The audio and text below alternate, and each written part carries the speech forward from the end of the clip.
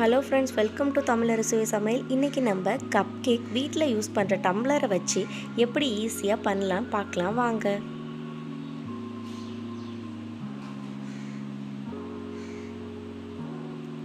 நம்ம ஒரு 3/4 கப் அளவுக்கு சர்க்கரை எடுத்து நல்லா மிக்சியில் பவுடர் பண்ணிக்கலாம்.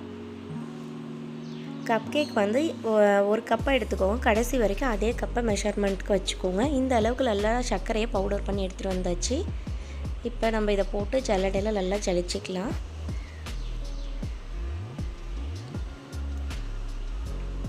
இப்போ எந்த கப் எடுத்தோமோ சர்க்கரை அளவுக்கு அதே கப்பில் ஒரு கப் அளவுக்கு மைதா மாவு எடுத்து அதையும் நல்லா ஜலிச்சிக்கலாம்.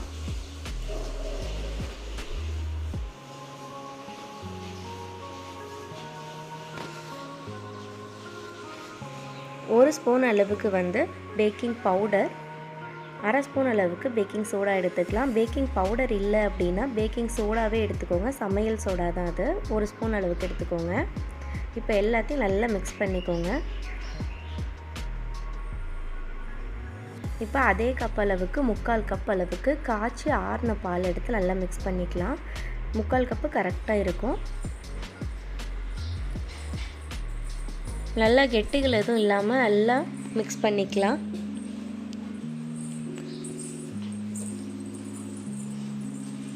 இப்போ அதே கப் அளவுக்கு வந்து 1/4 கப் அளவுக்கு எண்ணெய் எடுத்துக்கலாம். எண்ணெய் ஊற்றிக்குவோம். எண்ணெய் விருப்பம் இல்லை அப்படின்னா பட்டரை நல்லா காய்ச்சி ஆறினதுக்கு அப்புறம் 1/4 கப்பு ஊற்றிக்கோங்க. இப்போ வெண்ணிலா எசன்ஸ் வந்து அரை ஸ்பூன் சேர்த்துக்கிறேன். இப்போ எல்லாத்தையும் நல்லா மிக்ஸ் பண்ணிக்குவோம். க்ளம்ஸ் எதுவும் இல்லாமல் நல்லா மிக்ஸ் பண்ணிக்கோங்க.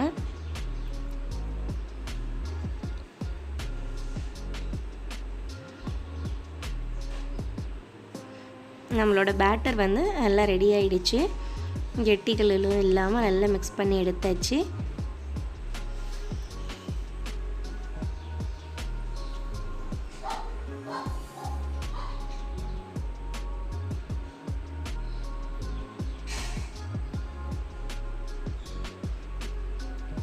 இப்போ வீட்டில் இருக்கிற டூட்டி ஃப்ரூட்டி எல்லாம் ப்ளம்ஸை வந்து நான் ரெட் கலரில் கட் பண்ணி வச்சுருக்கேன். அதையும் நல்லா மிக்ஸ் பண்ணிக்கலாம். இதோட ப்ளம்ஸ் பிடிக்காதவங்க வந்து டூட்டி ஃப்ரூட்டி மட்டும் வேணால் ஆட் பண்ணிக்கோங்க.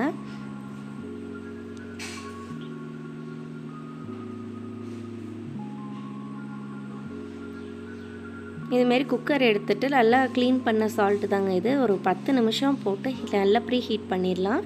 ப்ரீ ஹீட் ஆகிட்டு இருக்கட்டும். அதுக்குள்ளே டம்ளரில் நல்லா எண்ணெயை தடவிடலாம். கேப்பே இல்லாமல் நல்லா எண்ணெயை தடவிடுங்க. டம்ளரில் நல்லா எண்ணெயை தடவிட்டு இப்போ அது மேலே வந்து நம்ம மைதா மாவு போட்டு நல்லா, அதுவும் கேப்பே எதுவும் இல்லாமல் நல்லா ஸ்ப்ரெட் பண்ணி விட்டுக்கணும்.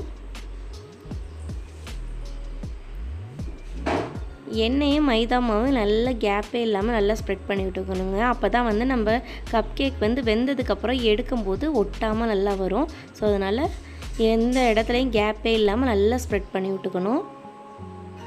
இப்போ நம்மளோட பேட்டர் வந்து ரெடியாக இருக்குல்ல, அதை நம்ம டம்ளரில் மாற்றிக்கலாம். டம்ளருக்கு நம்ம இந்த பேட்டரை ட்ரான்ஸ்ஃபர் பண்ணிடலாம். ஊற்றும் போது ஒரு அரை டம்ளர் ஊற்றுங்க, இல்லைனா 3/4 டம்ளருக்கு கம்மியாக ஊற்றுங்க. ஏன்னா வெந்ததுக்கப்புறம் கொஞ்சம் உப்பி வரும். ஸோ அதனால் ஒரு அரை டம்ளர் இல்லைனா 3/4 டம்ளருக்கு கம்மியாக ஊற்றுங்க. இதுக்கு மேலே டெக்கரேட் பண்ணுறதுக்கு வந்து அந்த டூட்டி ஃப்ரூட்டி இல்லை ப்ளம்ஸ் கட் பண்ணி வச்சுருக்கோம்ல, அது கூட நம்ம யூஸ் பண்ணிக்கலாம்.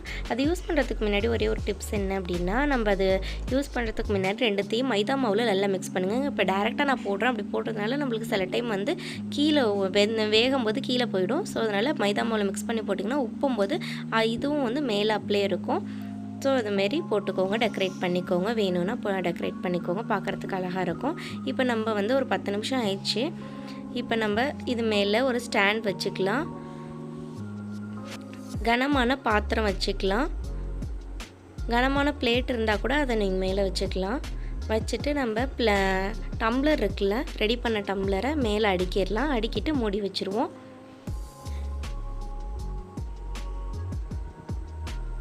மீடியம் ஃப்ளேம்லேயே வச்சு இதை ஹீட் பண்ணணும்.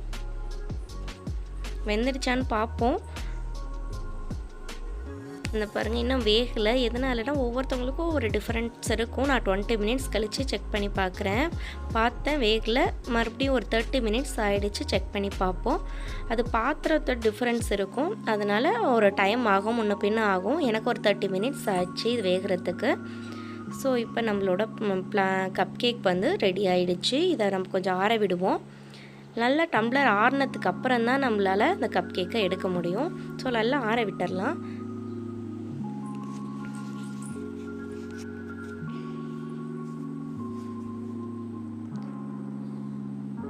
ஆறிடுச்சு, டம்ளர்லெல்லாம் ஆறிடுச்சு.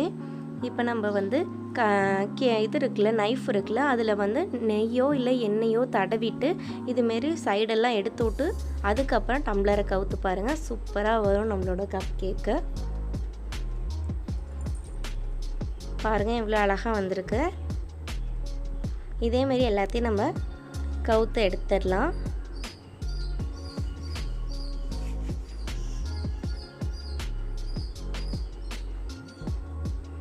இப்போ நம்ம இதை கட் பண்ணி பார்ப்போம்.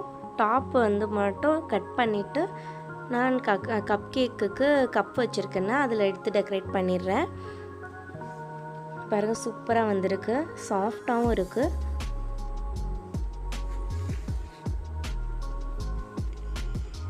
மீதி உள்ள பீசஸை நான் கட் பண்ணி காமிக்கிறேன். அது எவ்வளோ சாஃப்டாக வந்திருக்கு அப்படிங்கிறத நான் கட் பண்ணி காமிக்கிறேன். நீங்களும் வீட்டில் ட்ரை பண்ணி பாருங்கள். ட்ரை பண்ணி பார்த்துட்டு எப்படி இருந்ததுன்னு கமெண்ட் பண்ணுங்கள். உங்களுக்கு பிடிச்சிருந்ததுன்னா லைக் பண்ணுங்கள். நம்மளோட சேனலை சப்ஸ்கிரைப் பண்ணுங்கள்.